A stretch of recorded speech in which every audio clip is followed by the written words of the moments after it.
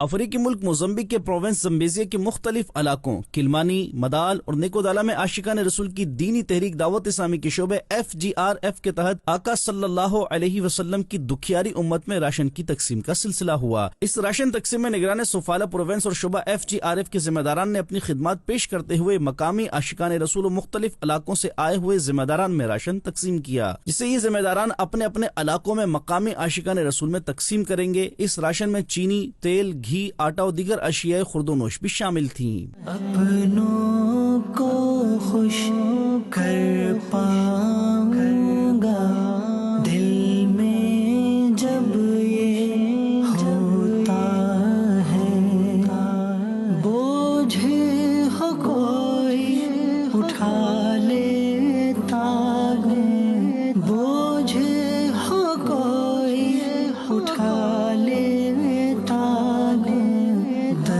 درد اگرچہ ہوتا ہے۔ اس موقع پر نگران سفالہ پروونس سے مدنی خبروں سے گفتگو کرتے ہوئے بتایا، دعوت اسلامی نیکی کی دعوت کا پیغام بھی عام کر رہی ہے۔